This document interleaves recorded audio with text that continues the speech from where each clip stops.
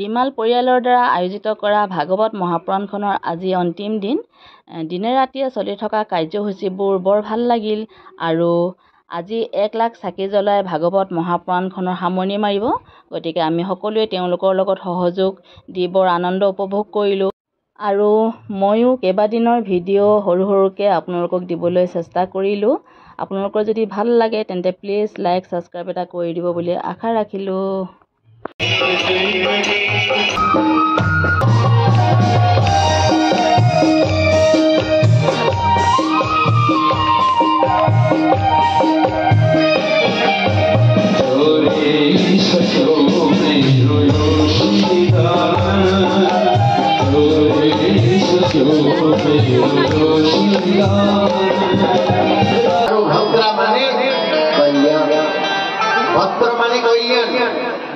যার দ্বারা নাকি আমার শ্রেষ্ঠ কল্যাণ হব, তার দ্বারা আমার শ্রেষ্ঠ কল্যাণ হব এই মানব শরীর।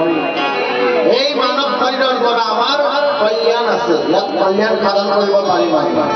বেলেগ শৰীৰে আমি ভগৱন্তৰ চিন্তন কৰিব পাৰিম জানো? নোৱাৰিম। পশু প্ৰাণী হৈ যদি আমি জন্ম লওঁ তেনেহ'লে কি আমি ভগৱন্তৰ চিন্তন কৰিব পাৰিম জানো? সেইকাৰণে এই মানৱ দেহা শ্ৰেষ্ঠ ইয়াতে কি কৈছে আত্মদেহ। তুংগভদ্ৰা মানে মানৱ শৰীৰ। আত্মদেৱ মানে কোন? আত্মদেৱ মানে প্ৰত্যেক জীৱাত্মাৰ আত্মাত পৰমাত্মাৰ বাস থাকে।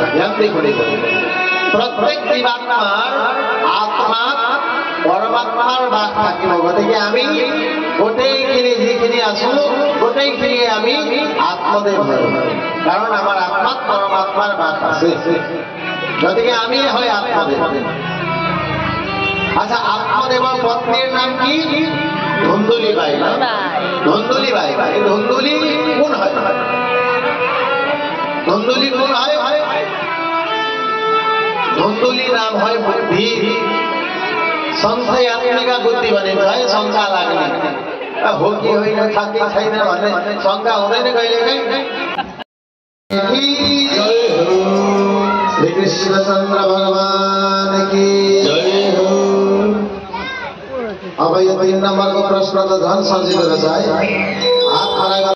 दिনৰ ভাগৱত পুৰাণখনৰ যিটো অধ্যায় ৰাইজক বুজাই যায় শুনাই যায় তাৰ ওপৰত ভিত্তি ৰাখি গধূলি খন্তেক সময়ৰ কাৰণে জ্ঞানমালা প্ৰতিযোগিতা তেওঁলোকে পাতে আৰু খুব ভাল লাগে শুনি পিনে। আপোনালোকে শুনি যাওকচোন।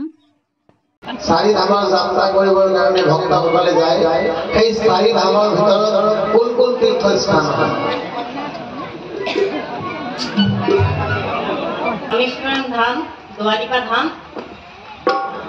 केदारनाथ धाम और जगन्नाथपुरी। बिल्कुल सही उत्तर है।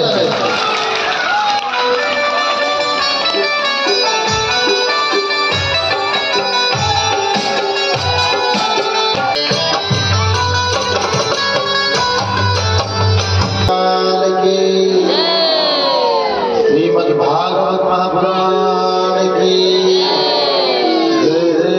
श्री राधे राधे राधे।